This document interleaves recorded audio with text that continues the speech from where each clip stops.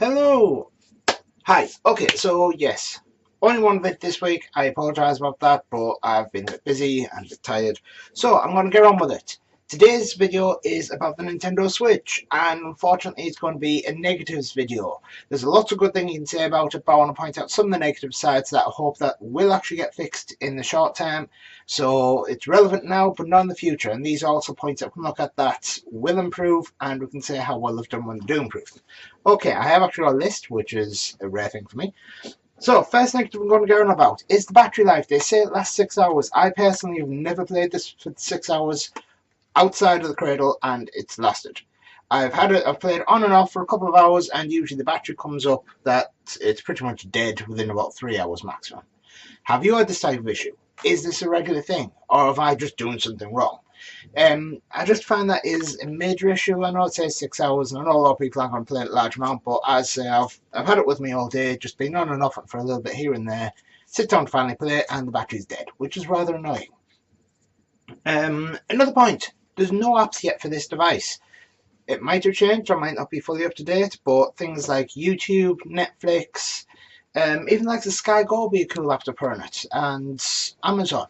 Just little bits so you can have a bit of fun, that you can do stuff, watch stuff, basically use it for just more than this. Because I know everyone wants this game console, but sometimes it's nice to be able to watch something and be on the go. I'd like them to bring out a basic app so you can put the likes of movies that you get where you get the digital edition. It'd be cool to be able to watch a digital movie on here and take it on the go, because that would be absolutely awesome, and this would definitely be something I would take all the time with me, though I'd need a charging dock for it. My phone's just gone completely to sleep, hasn't it? My list done. Right, another issue. The accessories. The accessories are so expensive. Really, Nintendo? Really? Do you need to charge that much for an accessory? £5 to £10 for the blooming tiny little piece of plastic that goes on the other side of these. Really? The controller, the Pro controller, almost 60 quid. What? I'm telling you, that's crazy. It's 70 quid for these two as a replacement. Come on, I know Nintendo. I know you always laugh, and there's always the joke that you bring out a new console and it prints money. The DS's did, but come on, try and respect the fans a little bit and drop your prices. Try not to charge like the world for something when you consider how small this thing is. At least with the PlayStation controls, like 50 quid, it will last forever. I know these probably will last forever, and these batteries on these are absolutely amazing. I have to say that. I don't charge them very often, but they're always full.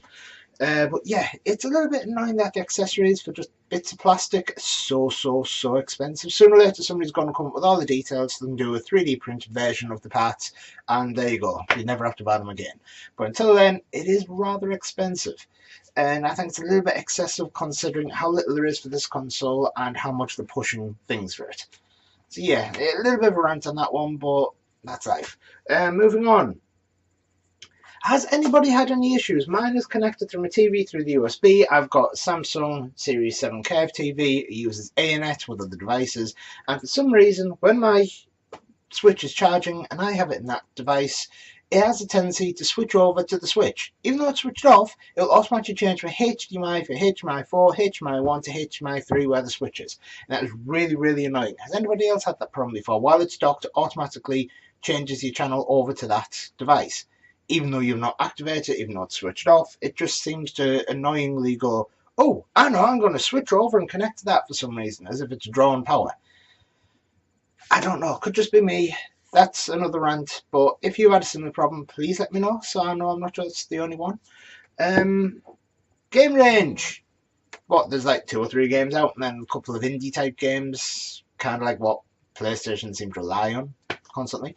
Yeah, it's kind of annoying that they launched the console. Granted, Zelda, I will not get bored of Zelda for a long time, but it would have been nice to have brought out likes of Mario or something like that, even if it was only a tweaked up version of a Mario at a reasonable price. I just feel at the moment there's not a lot of games out. There doesn't feel like there's a lot of games coming out very fast for this. I do hope they might look at bringing out some sort of Pokemon game, because to be honest, this isn't far off what you think of a DS, except it's got a hell of a lot more power. So really, please look at bringing out some awesome, cool, fun games for this.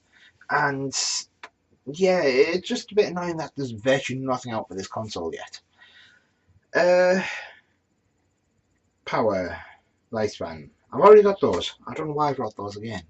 Another point I have noticed, the heating on this thing, damn, this gets damn hot when it's plugged in. The other day I took it out because I tend to take out the cradle now when I'm not playing it so it doesn't change my TV channel. But we've been playing it and this thing was scalding hot because I've seen some reviews on the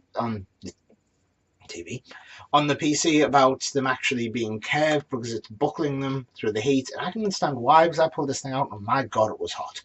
And that's a bit of a worry in the long run. If you have a really deep gaming session, you don't realise, you don't want to go on the go, you don't have to stop so you can take out to cool down, which is rather annoying as a console. You don't tend to have to unplug it so it can cool down, you just keep on going. It is a bit annoying. I did plug it in the other day, it was going, I thought it was the surround sound speaker, but it was actually this was hissing away like mad as it was cooling down. I think the design of that could be improved, that could bring out, probably in time they will bring out another cradle where you just sit it and it sits back into it so it's not crowding the entire console to create so much heat. But again, who knows what charge for that? They'll probably charge like 30 quid for a basic cradling point, which is rather annoying. But yeah, I think that's most of the points I've got myself personally. I do, as much as I've just gone on, I love this console. I think it's absolutely amazing. Slightly overpriced, slightly underpowered.